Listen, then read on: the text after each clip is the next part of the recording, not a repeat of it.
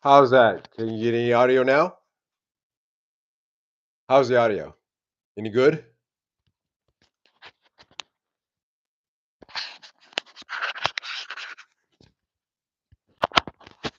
All right. Well, I wanted to not use this tonight, but apparently I'll have to start all over again. Welcome, guys, to the live stream. As you can see, like I said, I was a little rushed, so we're all set up now. We can hear things and see things. Yeah. Thanks, guys. I appreciate it. Evening to all you guys. I'll start off again by saying welcome to Scott, Maddie. We got Ben in the house, Michael Watson. How you guys doing? Welcome. Thank you so much for showing up, guys, and dealing with me for my initial audio era of not using this wonderful device that wants to work sometimes.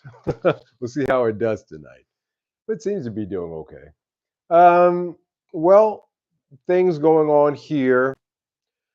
I'm back into my buying process again. So I am looking by bicycle. So I will spend tomorrow looking for guitars to import over.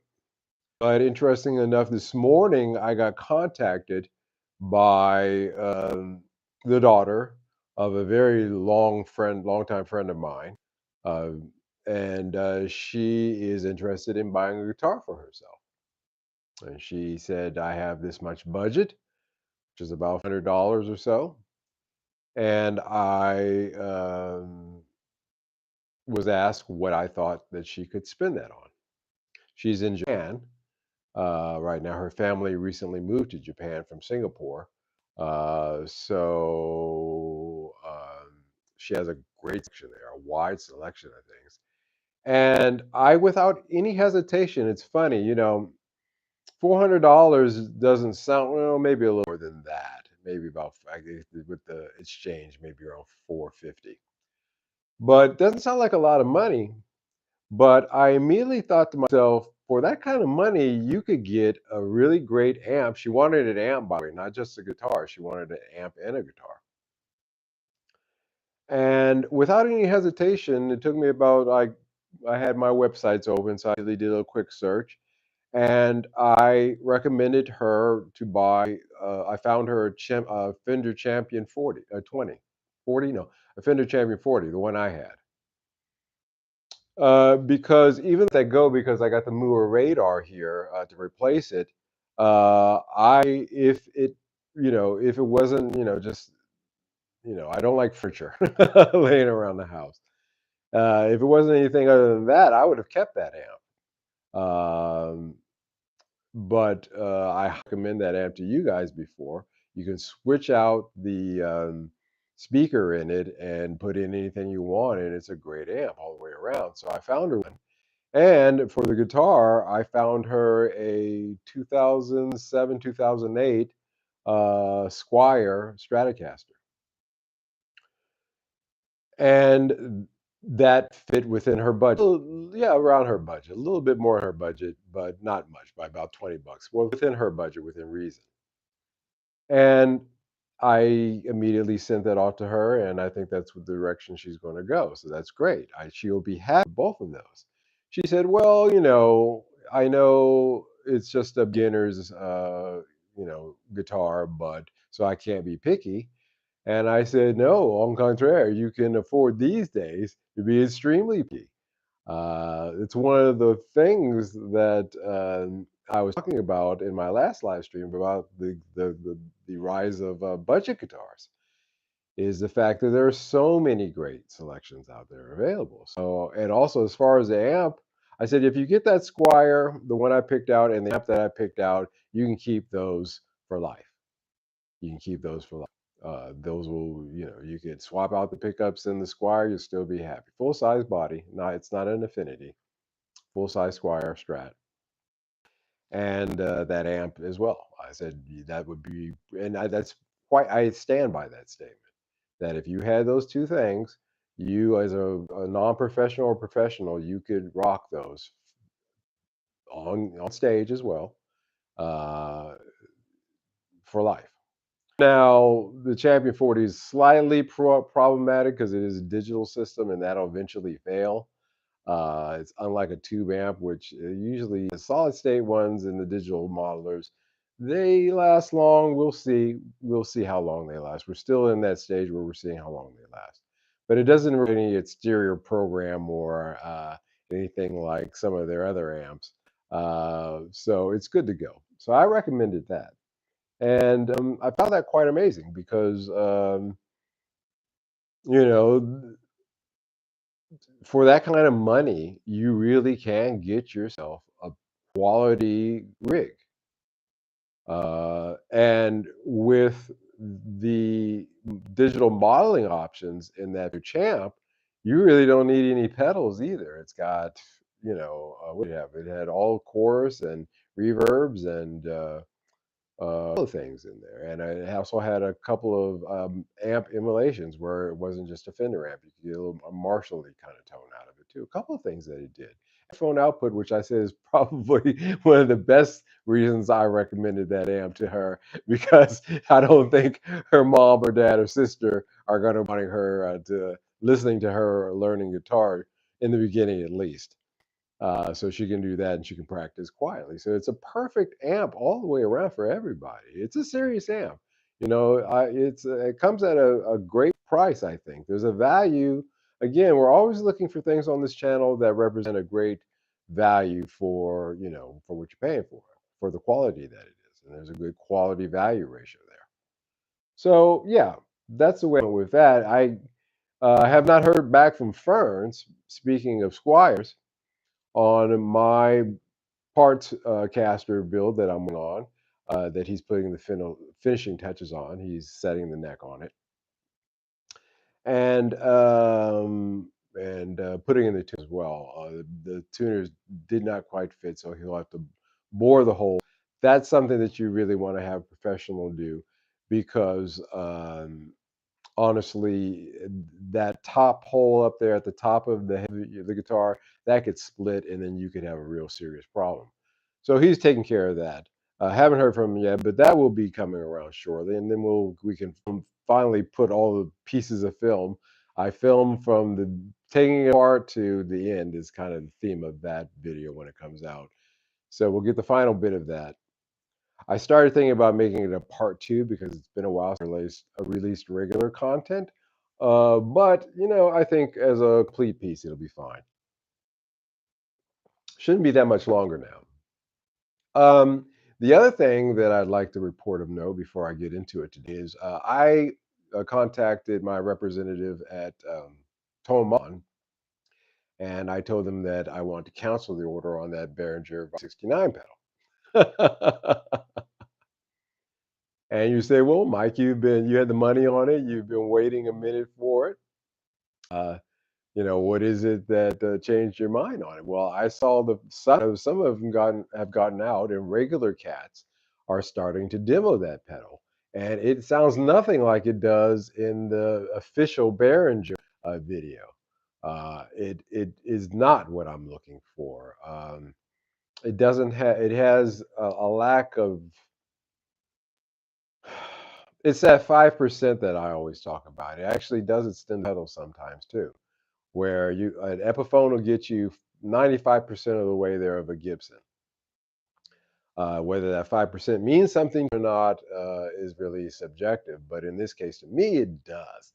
And I am not liking the demos that I'm hearing on that. I think katanas are going to see a renewed interest from collectors in the near future. I agree with that as well.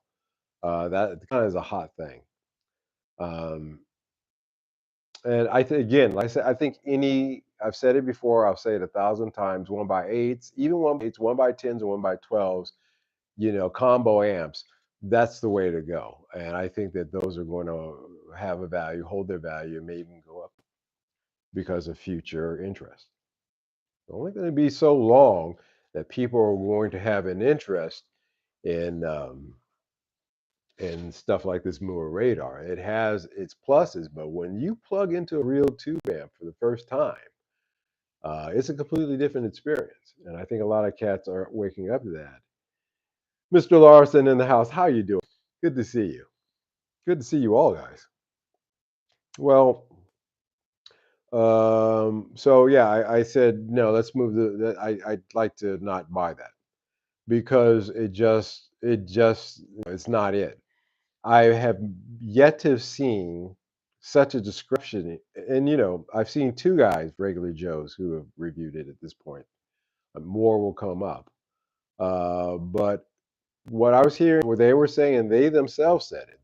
This is not. One guy had what I would call to be a more than reasonable studio and setup, and I think his review and his sound system, where he had set things up, pretty much well told the story. And he said it's missing that 5%, which for $60, okay, you're not really expecting that. But if that 5%, in the case of this sound, this pedal is very important. And so I've changed my mind about that again. And it's interesting. I always say that I will sell something in order to buy something. And I've been thinking about it. And I said, well, what did you sell in order to get the bear? This is before I pulled the plug on it. What did you sell in order to justify buy? I go through that exercise with myself because I like to try to stick to that. Again, makes my wallet happy. I've got two cats and two dogs to feed. So I have to watch my pennies. And I realized I hadn't. Now, as you guys know, I had a spare neck laying around that roasted maple neck that I was going to use for. It's convoluted at this point, but in the end of the day, I didn't end up needing it. So I decided to put it up for sale, and it went immediately. And I said, great. That offsets, the money that's sitting there for that Behringer. But then I saw those reviews and I canceled that. So now I've got that money plus the Behringer money. So the pot has grown a little bit. That money I'm actually going to put aside and put into something else. We shall see what that would be. But that's kind of, this week was a very good example of me practicing what I preach on this channel in terms of really, you know, if and when you can, let something go in order to bring something in.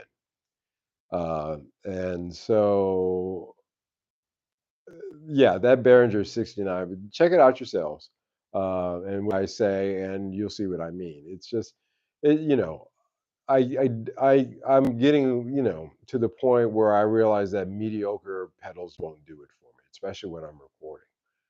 Um, I've had too many good ones.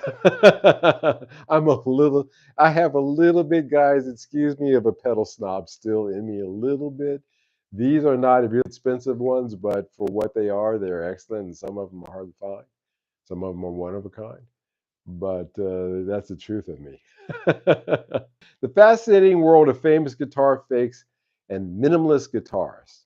What a mouthful tonight. I was just watching, I like to watch a movie when I can. That's why I was a little late setting up here on Sunday nights. And I was rewatching Willy Wonka and the Chocolate Factory, the 1971 version. I have so many questions about that movie as I look at it as an adult. Like, first of all, I thought specifically, I was under the impression that it was a children's contest, but the contest was open for all. And somehow four kids won. Anyway, I got questions on that one. And then they all get systematically mushed. It's a dark little movie, is what I'm trying to say. But that's why I came up. I was going to watch that movie tonight, so I was in that frame of mind when I wrote this title, The Fascinating World of Famous Guitar Fakes and Minimalist Guitarists. What do I mean by that? I was reading Guitar World magazine, and I read an interesting article. Um, Sorry, let me catch up here. I really like that film, Scott. Why, Scott? I'm actually interested to hear why. It's a dark movie, man, and there are some, you know, it's like if you look at a Kubrick film where things are framed for a certain reason and there's certain books on the table to give all, mess. That movie has a little bit of that in it too, because there's some framings, or the guy's got these antlers over his head, and it's interesting. Dark little movie. Um, Today we have an interesting topic that blends a bit of mystery with a fascinating look at the history and habits of some famous guitarists. Again, alluding back to my last live stream where I was talking about budget guitars.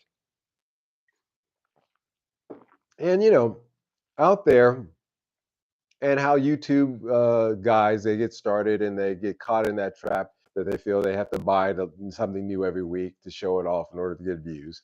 And it is a trap. That's a treadmill. You do not want to get. You have to figure your own way, but you do not want to get caught into that. Um, Hold on, I've got to see this. Sorry, guys. Scott says, gives me bad vibes. Mary Poppins creeps me out the same way. I feel you, man. Mary Poppins, I had to watch that one, but I'm sure there's some stuff in that one. But that movie is creepy, dude. It's creepy. It's got a lot of questions I have about that one. That's hilarious. Um, I was reading an article in Guitarist magazine about Ed Sheeran. Now, I'm not an Ed Sheeran fan per se. I'm not against him. I'm neutral at best. The only song that I can think of off the top of my head that I know his is only because it sounded suspiciously like "Let's Get It On" by Marvin Gaye. Suspiciously, I understand what Rick Beato says about chord changes, but come on. Anyway, I guess. And he was unknowingly using a counterfeit guitar in a recent concert of his on stage. And somebody called him out on it. It's a very interesting story that started off tonight's thought process that went into what I wanted to talk about tonight, because it led, much like that Willy Wonka movie. I have so many questions. First of all, how could a guy like Ed Sheeran be playing a counterfeit, for all intents and purposes, guitar on stage with Beyonce or somebody like that? Yeah, Beyonce of all people. Okay, it's a little strange. With the budget guitar things, a lot of discussion that I was having. A lot of cats have multiple guitars, and that's why I was alluding to YouTube guys buying them because they end up with a room full of budget guitars, which may or may not be a great thing. I don't think it's for me. I don't see the need for it uh, because I'm looking to build that ultimate guitar that suits me and my own. After thinking about it for the last 40 years. But certainly you would think a guy like Ed Sheeran would have a collection of not budget guitars, but of really nice guitars. Turns out maybe he doesn't. Second part of this, I didn't feel the need to own a vast collection of instruments at all.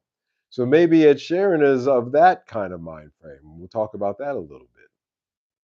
Oh, Ed Sheeran has a guitar that looks suspiciously like one of Eric Clapton's iconic custom painted Strats. He was playing it on stage. I looked at the Clapton guitar. I looked at his. Indeed, it is the paint job is the key to it. But the truth, as I revealed, is it wasn't the real deal in the case of Ed Sheeran. And this story opened my mind what I thought would be a good idea of having a broader conversation about guitars that artists use and how some are surprisingly minimalist in their collections. For every cat that has the vault full of guitars, like what's his name from Journey, there is another cat who has one, maybe two, for the most part. I can think and you guys are pretty hip, so you would know who Jesse Johnson is. I bring him up quite often. Um, that Jesse Johnson has played the same Strat. It's a Strat that you hear those funky licks in the beginning of 1999. That recording, that's Jesse Johnson playing that Strat. Prince borrowed it quite a bit, and he has never played. He's a left-handed player like Hendrix. Um, he's never played any other guitar other than that one. And so there are just some guys who are just like it, like that. They have that minimalist kind of approach. So we're going to talk about that a little bit tonight. Now, let's get into this a little bit. What do we got here? Are you Tony McAlpine? No, no, no. I wish I was. Whoever he is. Have his side hurting like mine is right now tonight. Well, maybe he is. I don't know. So it's a custom painted Strat Fender that Ed Sheeran had. That was what was Clapton's guitar. Painted by a guy named Crash. Apparently, this guy is not only mods the guitar, but he also paints them. And he did a one of a kind, or so he thought, guitar for Eric Clapton.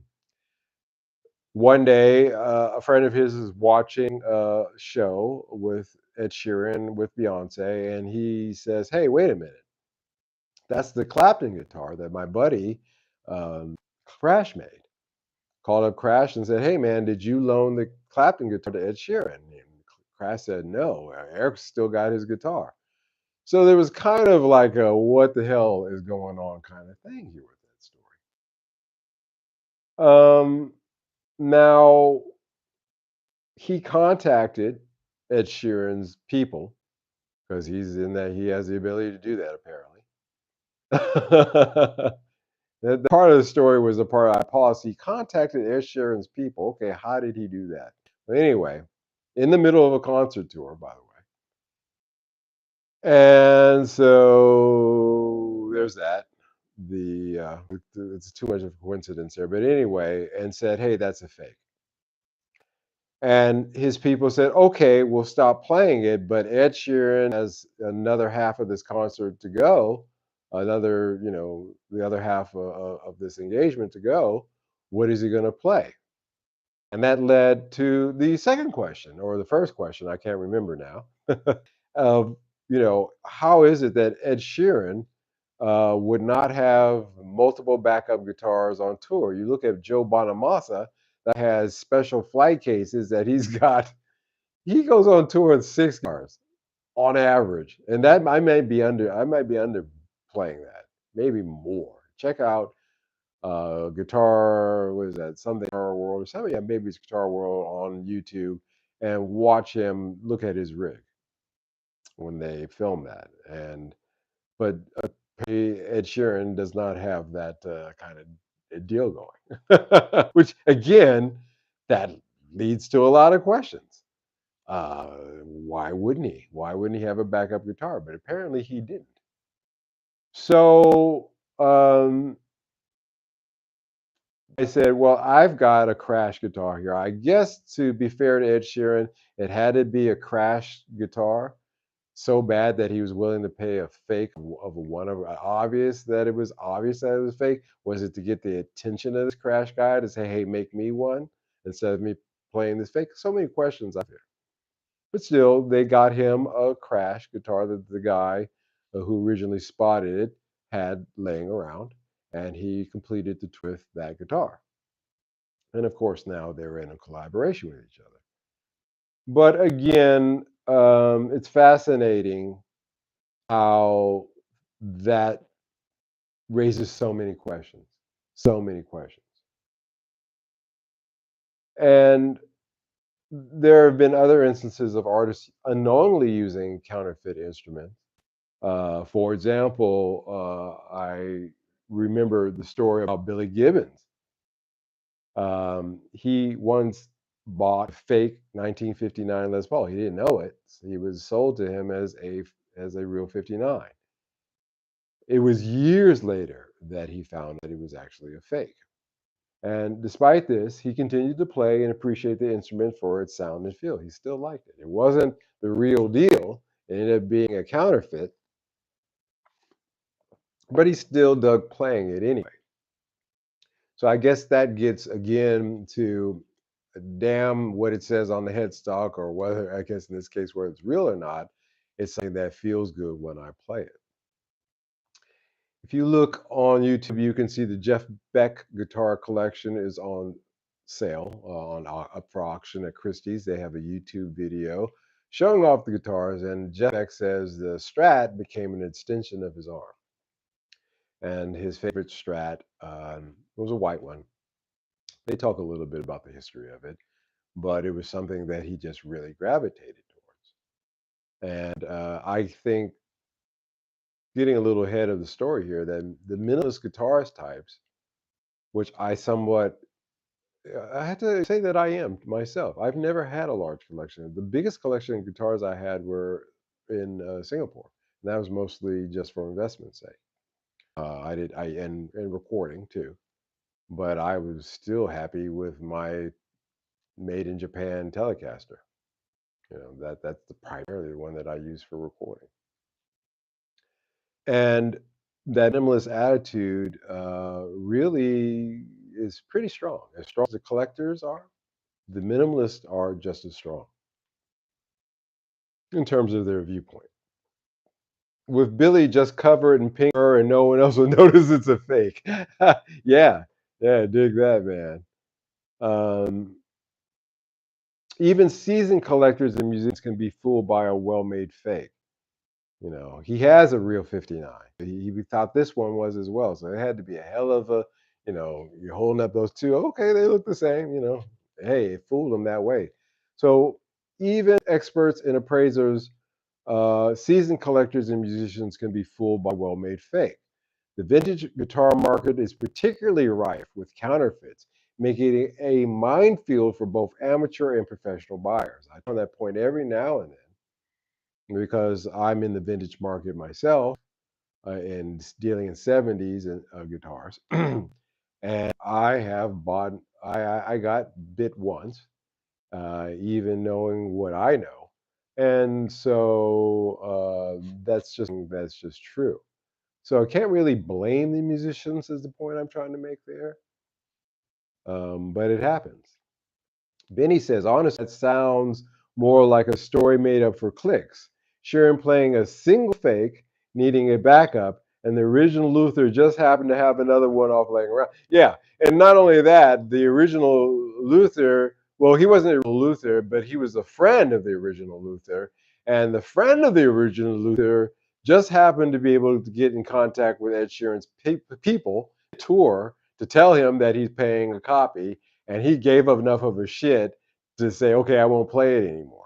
It's not just one that's up for clicks. It's one that's set up to make this, again. The Hegelian dialect, the Hegelian principles.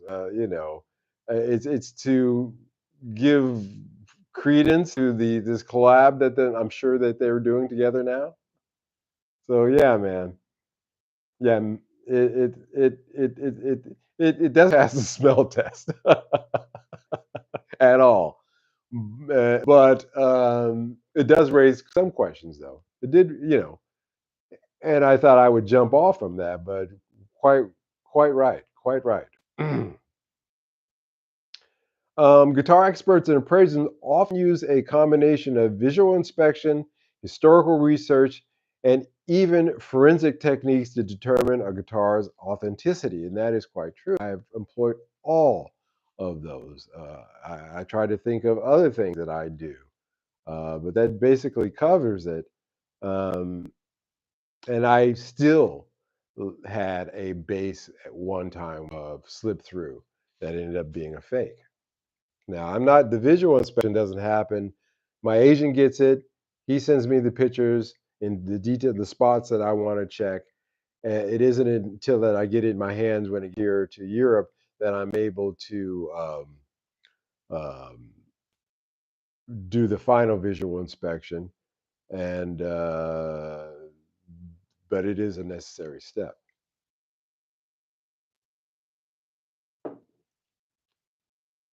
And yet, in all, still, you can get fooled. For many artists, discovering that a beloved instrument is a fake can be a disheartening experience. And it can also have financial repercussions, particularly if the instrument was purchased as a valuable vintage piece. I saw this guy a restaurant owner, and that has nothing to do with with guitars, but he thought he had a $400,000 art collection in his restaurant. And Gordon Ramsay came through with his crew and said, "Nah, dude, this stuff is only worth 25,000." Talk a $375,000 ripoff. Hopefully, none of us will have to experience that because we're not buying burst. But anyway, I thought I would bring that up because it cracked me up. Now, again, Ed Sheeran knew what he was doing is the point of all this. We can see that. But also now new technologies actually exist that the situation with Billy Gibbons wouldn't happen because ultraviolet light inspection, chemical analysis are being used now to really identify fakes more reliably. So I don't have any of that. I don't have an ultraviolet light. But I do rely upon research, research, research, research, research, and that is always fundamental. Now, Hendrix is somebody that I just mentioned that had a very minimalist approach to owning guitars. Uh, he really just played one until it was wore out, or he busted it or burned, and then moved on to the next. There's a story recently. I'm really, really beginning to adore Skunk Baxter, the guitar player, session guitar player. I tell you the story all the time how he went down to the Guitar Center, bought a $25 guitar back in 1979 out of a bin, and recorded some of the funky licks, on that Donna Summer Bad Girls album that you're ever going to hear with that same guitar. And as it turns out, at one of the 60s, he worked at a music store, and Jimi Hendrix came through, and he had what was a vibrotone? What was that? A Sears guitar, and he was going out on tour and with the Fabulous Flames, Jimmy James and the Fabulous Flames, I think that he was going out with because that was where he was James before he became Jimi Hendrix. But or went back to being Hendrix, I should say. Uh, and Skunk Baxter swapped him a white Fender Strat. It had to be, late 50s, early 60s Strat for that Sears guitar. And he said that the owners of that store docked him 3 weeks' pay. They said that was a terrible swap. That was a terrible deal. But Hendrix held on to that guitar. That was the guitar that he played. That was it. Now, poverty amongst musicians at that time and and during this time, I note, uh, also prevented them from getting huge collections of guitars. But even after he became a big star, he didn't spend his money on buying instruments. I almost said guitar, but I knew it would rhyme, so I stopped myself. He wasn't buying a great deal of instruments. He was really sticking to that minimalist thing. Carlos Santana's another one. He only played one guitar pretty much. Well, he changed over the years, but primarily, you know, Clapton, I guess you could say as well, with Blackie. So these guys are minimalist guitarists. It's because you want to get to know an instrument. Now I'm going through all this process of building what I think is the perfect Strat with a neck that I think is the best neck for me. But will I end up loving it? I don't know yet. Of course, I already know how it sounds. Sounds great. I'm looking forward to it completed with a new neck. But again, it's all my search has become, looking for the sound recording guitar that I love writing with, that I love just sitting with, and something that's comfortable with, and something that when I do sit down, it has the options that I need where I don't have to reach for several guitars. That one will cover a lot of bases. And that's kind of where I'm going with my Scaster build. But it's still a minimalist approach because you could say, well, you could get a Tele, you get a Strat, well, you get a HH, you get you do all these different kinds of things. But no, I'm trying to squeeze it down into one package. and also a good enough guitar that if I did ever get called out to play some record, I wouldn't be ashamed to pull it out or record with it. So a lot of things there, but again, it's still a minimalist approach. Yeah, a lot of fakes down here in Australia. Also, it's rife. Investment bankers buying fake paintings for millions. It's a wild world. Yeah, yeah, it truly is. All the way around. Deceptions, my friends, are abound everywhere. So be wise about it. That's why I mention these things. Just, every now and then, float it in your mind to get it stuck there. So, if I repeat it enough times, you'll say, hey, a minute, I saw this guy on YouTube the other day. He was talking about this. Maybe I should look at this a little bit deeper. And then I'll be happy. I really will. Um, Now, in the past, actually, practically speaking, as I was upon poverty, traveling around, the way things were, necessity often dictated that guitar ownership was basically down to a single unit. And a amp that was poor wood Fender amps were so popular because they were loud enough and they were light enough that you could take them around and work with them. It wasn't until the Woody situation in the 60s came about that you could get the Marshall stacks because believe me, Pete Townsend wasn't, lugging his own amp, not even in the beginning. So there's that.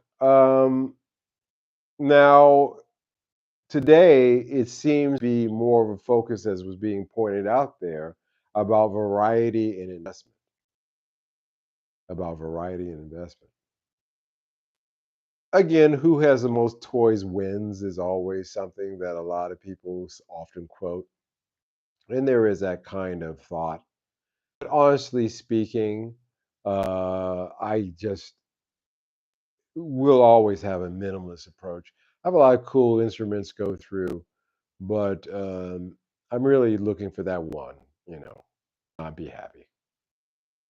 Not necessarily a desert island thing. It's a civilization thing as well. One is good.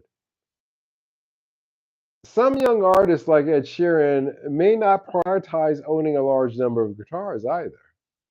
His focus really seems to be on songwriting and performance, and this might explain his minimalist approach to things as well. So, there's something to that. Do I think that he does not have a guitar? No, I know he has a guitar 'cause I'm pretty sure of it.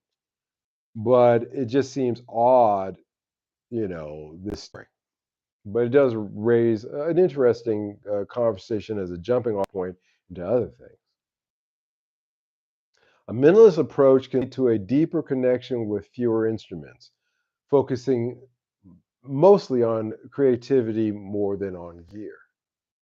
I like that Jeff Beck quote that the Strat became an extension of his arm, his body, because then he was free to to explore his art. And th- again, this is how I know I'm a minimalist, and I'm not. It's not just me being cheap. I seek that as well. I really do. There are some guitars that I can write on. I'll sit down and I'll pick it up, and immediately a song will come after a little bit of noodling. And that's the kind of connection that I'd like to have. And I kind of have that with that guitar. I wrote three really nice songs on that parts caster I'm putting together, and I am excited that I have that kind of vibe with that guitar. With a new neck on it, I'm sure it'll be just as fine. But we'll see. But again, seeking that deeper connection, fewer instruments, is really the hallmarks of a minimalist. Mike, did you get a chance to check out the Epiphone ET 270? Well, I'll tell you what, let's check it out right now. Epiphone ET 270. Take a look. Oh yeah, right. I got you. Hold on. Yeah, we did check that out. You know, I like it. Uh, Ergonomically, it's very interesting. Well, wait a minute. Let this one come up. Hold on. Problems loading. Here we go. Yeah, cherry red. It's pretty sweet. 1970s guitar, so it's right up my alley. It's got that old, really Epiphone headstock, the original fat one from the original day. This is a beauty. Coming in at $1,500 US. Uh, it looks like two single coils. Wow. Yeah, this is pretty sweet. This is a cool one. I'm going to bookmark that and take a look at that a little bit more. Yeah, I like that one. One of the best guitar channels YouTube called Nirvana Guitars just did a video on them. Yeah, I can see why. And he sends me a link. I'll take a look at that link later on. I'll check it out. All right. Um, Now, there's room in the industry, of course, for both collectors and minimalists. A minimalist approach can lead, again, like I said, to a deeper connection, but there's room for both philosophies in today's music world, as evidenced by the diverse approaches of contemporary art. Some are minimalist, some aren't. And again, it's not an economic. Somebody had where he said to his friend, why do you always keep that same guitar? And he said, what do I need another one for? Again, another hallmark of a minimalist. But again, there are fake guitars out there that, in the case of this Ed Sheeran story, again, I wanted to share with you guys because it didn't pass the smell test, but it did get me thinking in another direction. But honestly speaking, there have been artists that have played fake guitars that they found out later weren't. But my question to that artist, and obviously the answer by Billy Gibbons is to this question is, what difference does it make? Did you vibe off of it? Did you enjoy playing it? Did you have a billion concerts before you found out? What difference did it make in the end? And the answer would honestly be none. However, uh, you don't want to buy them, you don't want to get ripped off. You want to try to avoid that ever coming across your table. But believe me, even with a team, like these rock stars have, who are supposed to be watching out for things, it gets slipped by.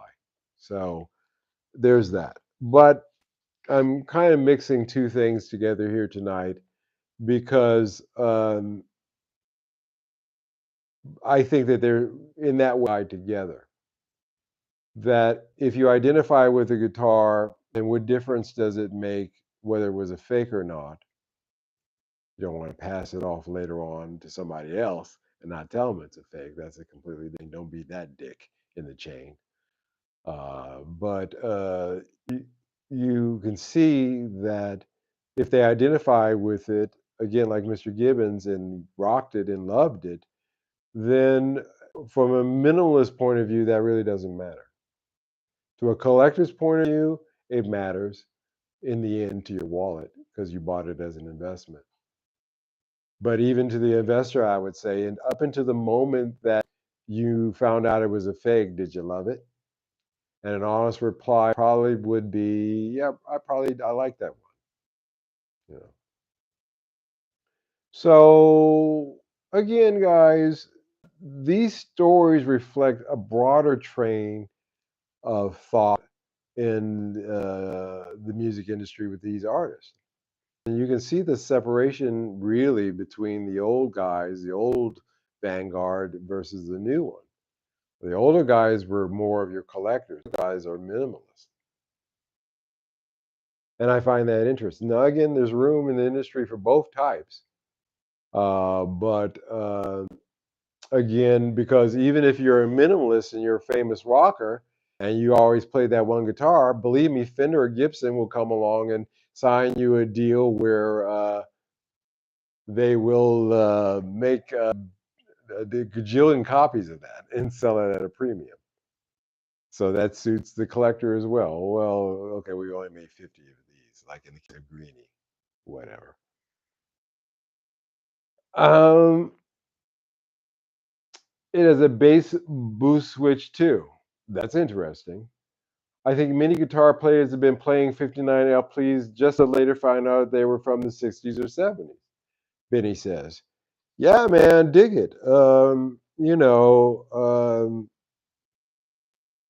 Somebody said, I think it was Joe Bonamassa said, it's the only guitar in the world where they have a ledger because the bookkeeping was terrible for some reason, where there's only 1,400 made, I believe, of the 59s, and there's like 30,000 out there available for sale, you know?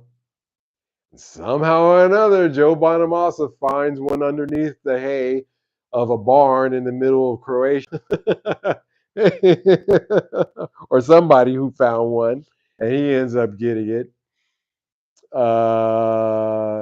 That's a game again for the big boys. I wouldn't even play it. Even if I was one of the big boys, that's a game I wouldn't play.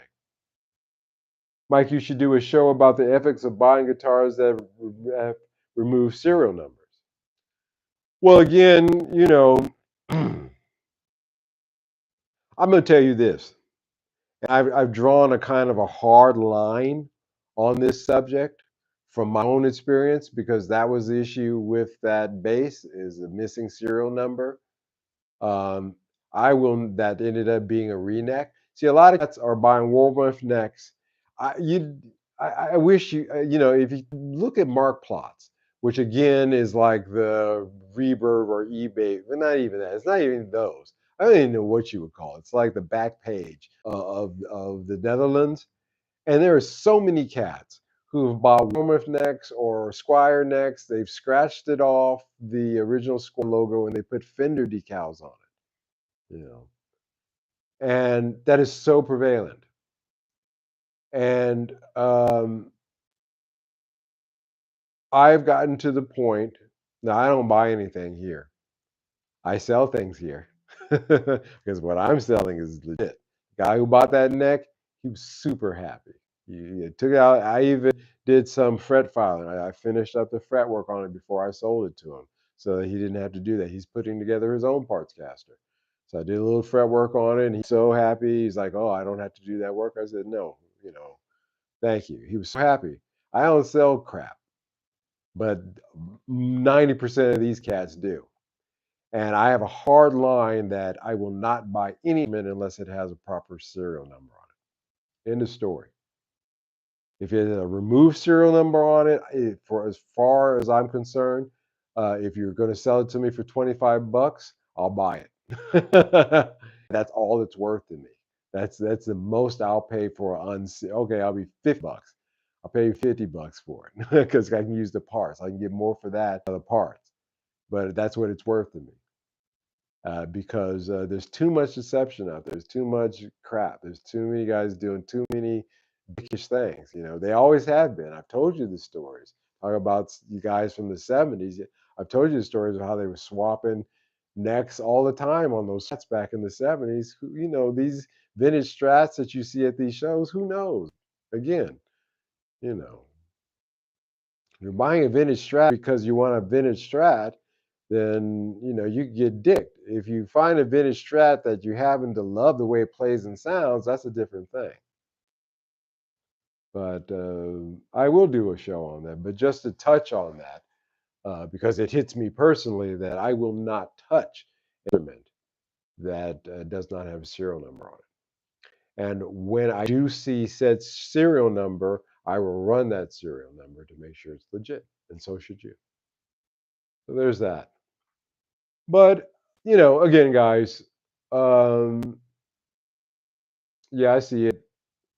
The most underrated Nirvana guitar. The ET70 is so underrated that I thought it deserved its own dedicated tone. Yeah, sweet. I'm going to take a look at this. Yeah, nice. It'd probably go up in value now that he's done that video.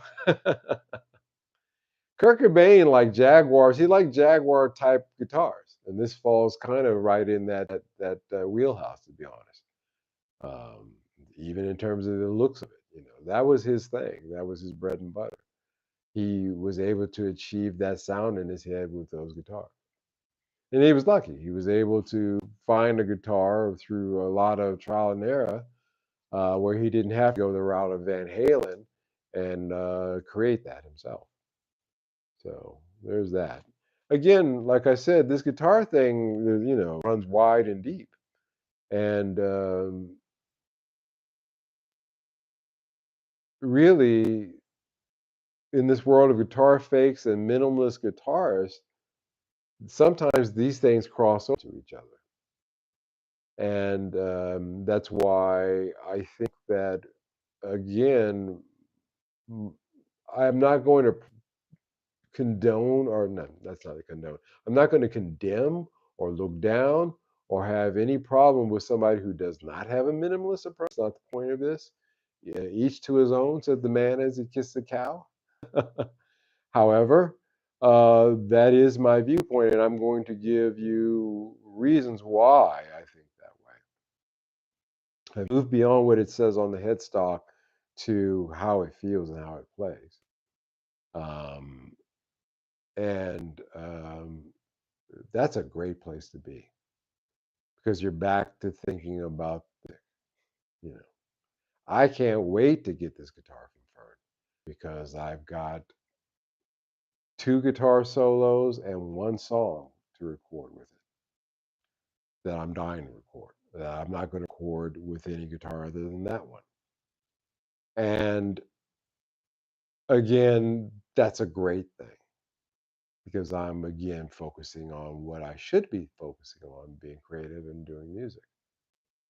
And presenting you guys with it that I think, you know, really is good. The sound, the production value, everything doesn't suffer just because I minimalist approach to things. I am keen to get away from using my DAW. As you know, I've used Studio One forever, over a decade now. And I have longed to get away from it and get back to the kind of recording that I did when I was younger. And I thought Fostex that I bought, that I had for a hot second, but unfortunately it wasn't going to work, that would be somewhere that I'd want to go. And it is. It still is. And as I started out by saying, I've got a little pool of money now to put somewhere else into something else. And I think, you know, because I computer to do business. And when I open it up to do music, in the back of my mind, those are two competing things, because I really dislike running my own business, but it's just my life.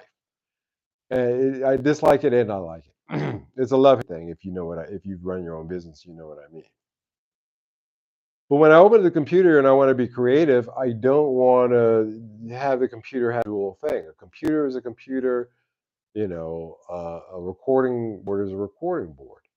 So I am going to go back to what I originally said. I think I am going to put that money towards getting that DP24. At the end of the day, that Tascam DP to the 24 track. It'll sit right here. And one of the cool things is, I see, if I want to play you some of the tracks that I recorded, but I have to open up, the software. I've got to run it through this and that and the other, and it's too much of a pain. With a standalone recorder like that Tascam, all I have to do is have everything queued up, and I can push play right here. You guys can listen to it, and I can talk about it, because I want to discuss that aspect of things more too in a live. Not, we'll do it live, not just recording it and putting it on my regular content, but something that I want to do live as well, because I want to discuss these things. And so, yeah, I think I'm going to do that. Have you been to any museums for recording equipment? Yeah, it used to be my studio in Singapore because I had a lot of old crap. No, I've never been to a recording museum. Interesting that I tell my age that I feel like if I step into any one of the studios that I worked in when I was in my 20s, it would now be really a recording museum.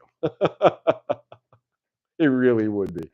And that's funny and sad at the same time, as those things usually are as you get older. No, I haven't been. I'd like to. I'm sure there's something here in Europe.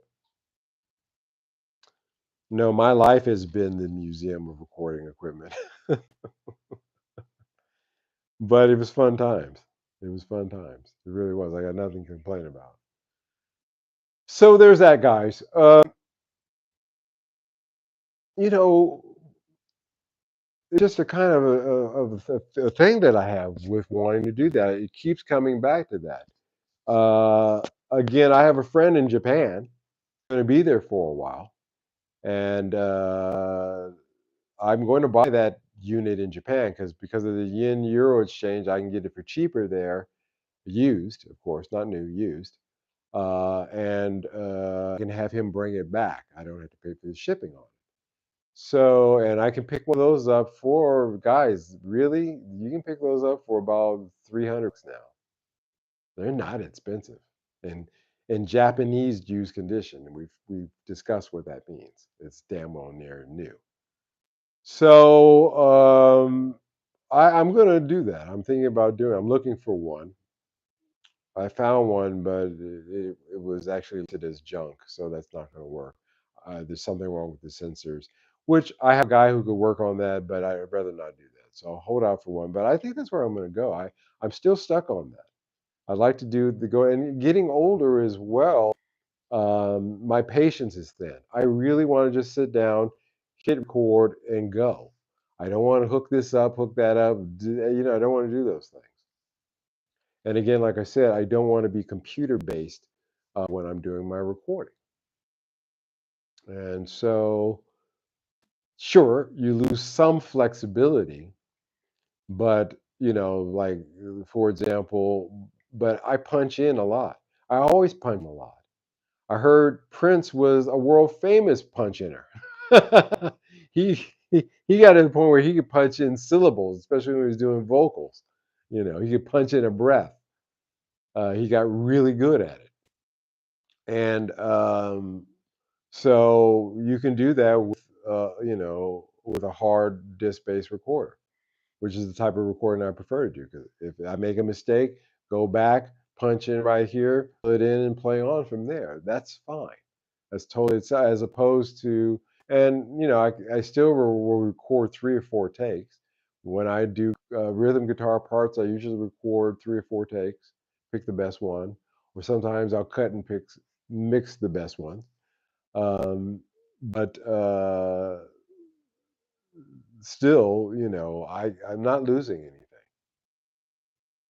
Ribbon microphones versus condenser microphones. Which you prefer? Condenser microphones, condensers.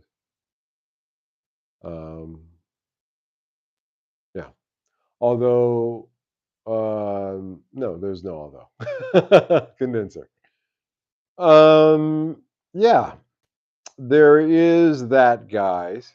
Yeah, I was just thinking about that. This guy was doing a demo uh, of speaking of microphones of this tube. I told you this is my preamp. This has been my preamp for 15 years, maybe or so.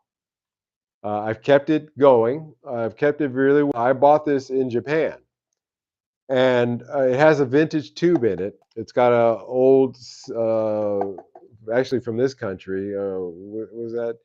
Oh God, I can't think of it right now. A tube in it from the '60s, and they ran this preamp again, a $1,500 preamp through the running bass through it, and I could not hear a difference, and neither could most of the people in the comment section. Um, and I think about equipment like this that does the job. This works on vocals. I use this for when I run vocals. I use this when I do bass, or at least I used to until I got my bass pedal that's used. But still for vocals, for acoustic guitars, for mandolin when I play mandolin, for a lot of stuff I use this for. And it's just funny to me that it's really not about the price that you pay necessarily. Sometimes it has to do with the quality of the piece that you're working with. And that requires a little bit of research. So preference, whereas somebody may not prefer that, but sonically, I defy you to really find a difference between this and some of the far more expensive heads, preamps that I've had. So, again, I bring that up because the mic, the ribbon versus condenser, kind of brought that up in my mind. And when it comes to preamps, when it comes to a lot of things, personal preference aside, some things are just good. Sometimes they're just good, and sometimes they're not the most expensive thing. And I'm very glad to say that I can give you a 15-year review on that. I can tell you that over for the last almost 15 years now, this thing has worked, and it hasn't crapped out on me yet. So I can recommend it. All right, guys, I think that's good for tonight. Thank you so much for taking the time to listen in and to share your thoughts and to ask questions. I'd love to hear your thoughts down in the comments section about tonight's discussion, if you please, if you will.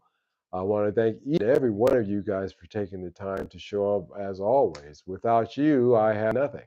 I'm just talking to a camera, and that's not cool. So for you guys to consistently show up, I will never stop saying this. I want to let you know that you're the reason I'm here. I want to let you down. I always want to give you something, to think about and entertain you as well, and for you guys to make me laugh as well. So thank you guys so much, always for doing that for me. You're always here for me, so I would like to always be health allowing to always be here for you. So a good week to all of you. I will see you this Wednesday night. Hopefully by Wednesday I'll have my guitar back. We'll see. Knock on wood. We'll see. Not no bigger, no worries. We'll have something coming up this week in terms of regular content. I just don't know yet. So we'll see. Anyway, you guys take care. Ciao. Bye bye.